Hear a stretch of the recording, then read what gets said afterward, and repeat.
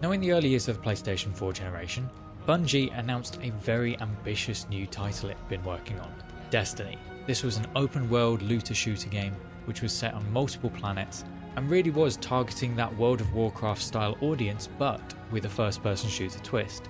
This was a game that always stuck out and interested me, but was one that I never picked up, mostly because at release the entire player base declared that the game was unfinished, and by the time the game was in an acceptable state where the player base was really happy with it, 2 years had already passed, and at that point, if you were getting into the game brand new, you were going to be 2 years behind and you were never going to really catch up, so again, it wasn't really worth picking up.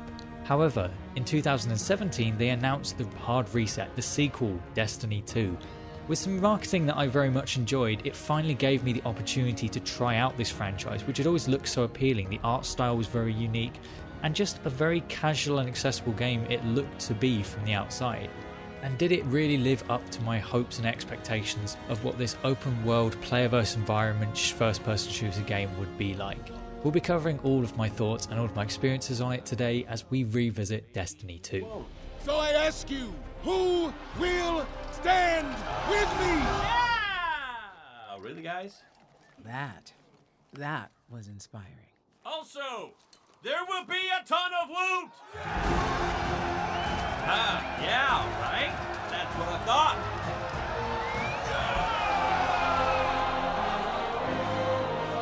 Hi there everyone, I'm the guy with no gamer tag. And somewhat unusually for recent videos, this one will not actually contain spoilers. And that will become apparent later on, so spoiler warning for the not spoilers. So when I first got this game, the first thing you obviously get into is the Red War campaign. This was the main story narrative focus part of the game to really tell the story of Destiny 2. The campaign itself was good. I enjoyed it. It wasn't necessarily a fantastic and oh my god this is the best story I've ever played through.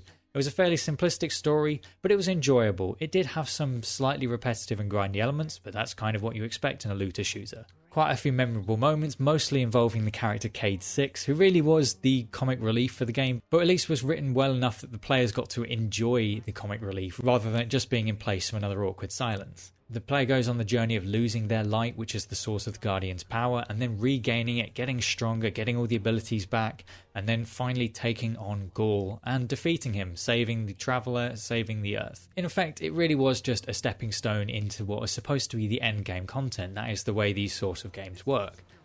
And unfortunately, the game kind of started to slow down from there. The players got introduced to the Crucible, which was the player versus player section of the game. You also got the Strikes and the Nightfall, which were then more player versus environment. There were sort of 3 player missions that you could go through in increasing difficulty, which would then give you some of the higher tier loot. And the idea was that by getting this loot, you would get higher powered items, and then gradually you would make your character more powerful until you reach the level cap, which was 306 power. But up to that point, you have to do the hardest content to get to that power, which meant you play the Nightfalls, you play the Crucible to get that powerful items until you can take on the Raid, which was then a 6-player cooperative PvE experience, which was a lot more difficult. And that was then the part which was supposed to give you the most powerful loot to finally hit the power cap. However, players quite quickly found that they could reach the power cap pretty easily just by doing the Nightfall strikes and maybe one run through of the Raid. The Raid armor didn't really have much of a place in the game because it didn't give you any tangible benefits other than showing off that you've beaten the Raid. And this did start to dissatisfy players. For me, it wasn't so bad. I was much more of a casual player, so I got through things a lot more slowly. Whereas a lot of players within the first couple of weeks had completed the campaign on 3 characters, I was still just bumbling about finishing the campaign and finally getting into the Strikes. I was consuming the content in the game at a much slower pace, and it meant that I was still enjoying it. But by the time I'd completed my first character and got them to that power limit, I did start to see the monotony of the game. It was starting to get a little bit tedious. I started my next 2 characters, but I never quite gelled with it.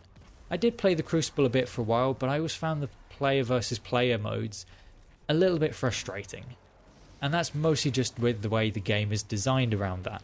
It's more or less your standard team deathmatch, but with very, very overpowered abilities. Fundamentally, it never really had any sort of hype for me. You've got a long time to kill, so it's just a lot of team fighting and just shooting at the many red triangles on your screen. And then you eventually get your ultimate ability, which is basically an uncounterable insta-kill on whoever is in front of you, which can only be countered if someone else pulls out their uncounterable insta-kill right in front of you. And it just had no counterplay. Yes, it was cool at first to get those multi-kills with the super, or maybe occasionally get something cool with some power ammo, but just didn't quite have that long-lasting enjoyment. It's not like in a game like COD or Battlefield where you can get behind the whole team and suddenly get a team wipe out of nowhere. You very rarely got that in Destiny, because quite often the most effective tactic was to just walk around in a group of 4 and shoot at whoever wasn't walking around in a group. That really was the main tactic in the game. And so for the most part, I did spend my time in the player versus environment. And I did enjoy it. Like, the strikes were quite challenging. A few of them I did try and do solo, but I would never really got very far because I was never fantastic at the game. But one of the bits that was most enjoyable for me was when I finally got Sherpa'd through the Leviathan raid.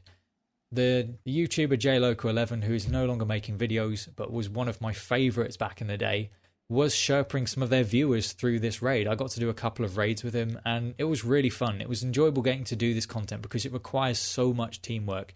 You have to be on the mics, you have to be listening to what you need to do and just following the instructions. And it was challenging. It was one of the most fun gaming memories I had through Destiny. There were a few people I also met through the Prestige Gamers clans. There was people I did some strikes with, people I did some Crucible with, and it was enjoyable. I mean, I don't think the players that I went into the Iron Banner with enjoyed playing with me very much, because by the time we did that, I think I was about 200 power behind the meta, and Iron Banner is the only time in player versus player where power level matters. So I literally could only kill the enemy players with a sniper rifle headshot. My supers were not damaging enough because my power level was too low to actually kill someone. That was how underpowered I was. So that was quite silly, but it was also enjoyable at the same time. Now, after a few months and after I'd done these 2 raid Sherpas, I left the game alone for a while. It just sort of lost my interest. Fundamentally, the looter shooter and just sort of games in this kind of structure require the player to be playing constantly, getting all of the expansions, playing every day, playing every week, and it just has to be your main game, which has just never really worked for me. Yes, there are games that I will play a lot and will play more than others, but I always switch between games, personally, just because I like the variety, and I do burn out on games if I just play them repeatedly. And Destiny requires you to do that. So I skipped the first 2 expansions, which was Curse of Osiris and Warmind. But then towards the latter half of 2018, I was getting back into it again. I was getting interested. The Forsaken expansion was being revealed and it looked really good. But I wasn't sure if I was really going to get the enjoyment out of it. So what I decided to do was go and buy Warmind and Curse of Osiris in a bundle. I got into playing them, was playing through the campaigns, trying to do some of the strikes as well, and I was enjoying that new content. It was something I hadn't experienced yet, and I was accepting that I was months behind the rest of the player base.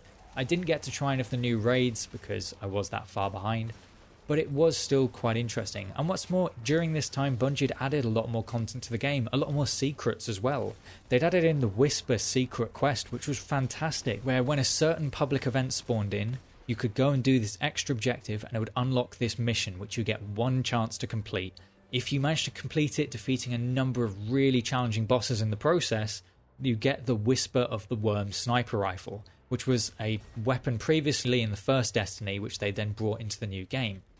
And just the way they added it, and the way it was a bit of a secret for the players to discover, all the puzzles you had to get through and the boss fight at the end, it was something that looked really cool. It was, again, a part of the game I didn't complete, but I liked that they put that into the game. It just gave it more depth and made it much more flushed out world. And it was one of those things that got me to then get those 2 expansions. When the Forsaken expansion came out, I was watching the reviews, seeing what people thought, and people were saying very good things about it. I bought it and played it myself, and I really enjoyed the campaign it put together. But again, by the time I'd completed the campaign, I kind of had my fill again. I mean, I had a lot of fun playing it, don't get me wrong. It was a really enjoyable campaign. I had some fun with the new Crucible reworks, because they completely changed the way weapons work in the game. They'd also added in new strikes, which I gave a try. But again, I just couldn't quite commit to just playing this game over and over and over again by myself. The mates that I now game with all the time weren't really interested in this game, and I don't blame them. It was an expensive game to get into. And if you're not really into that PvE, just repetitive gameplay to get better loot, then yeah, you're not going to enjoy the game. So by playing it just by myself, yeah, it was fun for a while, but again, unless you've got that team that you're working with and you can always just guarantee you'll be online and just mess about with and just do some of this content with, you're either always looking for someone to do the content with, or you're just stuck never playing it and doing the same things, and that just never quite appealed to me. I left the game with still fond feelings towards it. I had really enjoyed doing the raids when I got to do them. The campaigns were enjoyable, and I did enjoy the combat within the game. I also spent a fair amount of time after Forsaken came out playing the ranked multiplayer. I had some fun doing that, but again, it just didn't quite hold my attention. I enjoyed it, I left with fond memories, and I didn't touch the game again until I came back to revisit it for this video.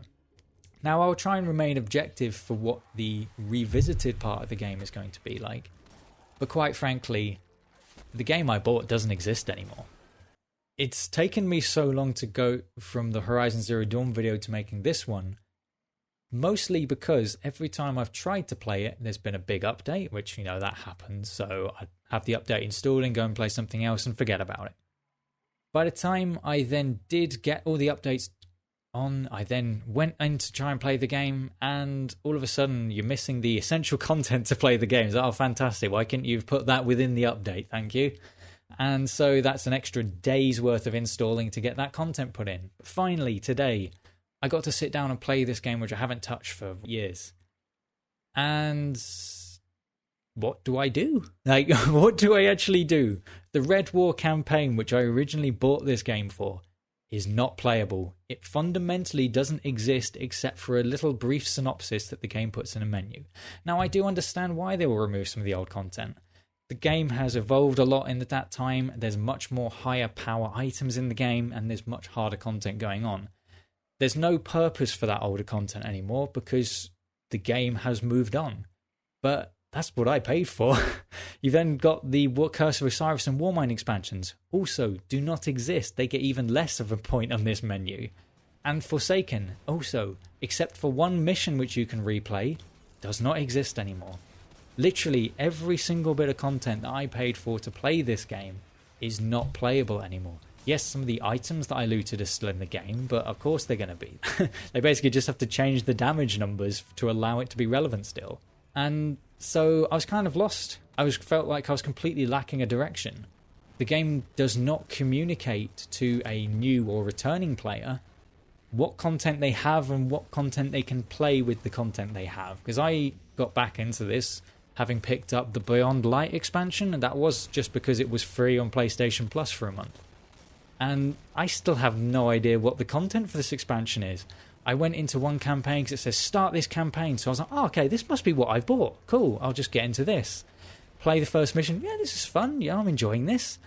Oh, wait, no, there's a pop-up. I've got to pay to play this campaign. Oh, so this is a campaign that I haven't paid for. Fair enough, I'll go and do something else. What's this? Oh, no, need to pay for that, need to pay for that, need to pay for that. Okay, I'll go back to the Dreaming City, which was like the final area of the Forsaken DLC. I never really explored it because I got that far and then started my next character. So I never really fully explored it, and I never got to quite uncover all the secrets. So I landed in the Dreaming City, and what do I do now? Like, there's no waypoints. What am I supposed to do? Oh, okay, I can go and find Patris. And I went off and explored a bit, did a couple of quests and like a couple of patrols, which was fun. It was really nice to see the art style again and sort of explore a bit more of the Dreaming City. And then I accepted this quest off Petra, which had a marker which could not decide which way it was trying to direct me. So I kind of aimlessly explored for 40 minutes, only to find out that it still doesn't know where it's trying to take me. And it was just kind of pointless. Like, I'd just been trying to complete this quest because I knew it existed. It's like, okay, maybe this will lead me on to something else. And that's kind of the problem when you come back to the game. There is no sense of direction anymore if you haven't been playing the game constantly in that time. When I played Forsaken, you play through the campaign, you get more power. It then introduces you to the end game. You can play the strikes, you can continue playing Crucible if you want, or you can start to uncover the secrets of the Dreaming City. It left you those little breadcrumbs that you could then go and do that. But I've come back to this game after years, and there is no direction. There is no, oh, maybe you should do this, you know, hint, hint, go to this will be your next set of content to enjoy. You just get, honestly bombarded with pop-ups the moment you open the game telling you about all these new things, but it's trying to give you a tutorial and an information pop-up at the same time. You accidentally close the wrong thing, you open the wrong menu in the process. It's just information overload. You don't know what content you've got, you don't know what content you haven't got, and you're just going from pop-up to pop-up of finding out, have you paid for X expansion? And it's just confusing and kind of pointless. I understand why it is structured like this. If you tell the player immediately, you can do this, this, and this, they aren't inherently going to want to buy things. But if you give them that little taste, that first mission, and say, oh, you need to pay for this, then they're more likely to spend the money. But the reality is, I'm a player that came back to this game after years. I liked it when I first played it, but I'm not going to pay for anything because it does such a terrible job of telling me what I can actually do in the game now. Like, what can I do? Yes, I could pay for these expansions, but again, I'm going to be about a year out of date. And for all I know, I could pay for these expansions and they could just take all the content away like they did the ones I bought before, so what would be the point? It sounds harsh, and I don't want to overly criticise work, because I imagine there's plenty of people within Bungie that worked very hard to get this all together. The monetization isn't everyone's fault. But I can't recommend this game to anyone, because unless you fall in love with it immediately, you're willing to play it every day for hours on end, and you are willing to literally put down probably the best part of £150 immediately after downloading the free version, you're just never going to get the most out of this game. Reality is, the players that will pay for all these expansions are the players that have been playing the game continuously over the last few years. And there's just no way of getting back into it. There were some things that were fun when I came back. Obviously the combat was still excellent. It did feel a bit strange, admittedly. I think I've just adjusted to the higher frame rate of new console, so going back it did feel really strange to play. But the combat was still satisfying, especially when you're mag dumping a load of low level enemies. It was still enjoyable. And also some of the secrets they had, like the Ascendant chests in the Dreaming City, were really cool.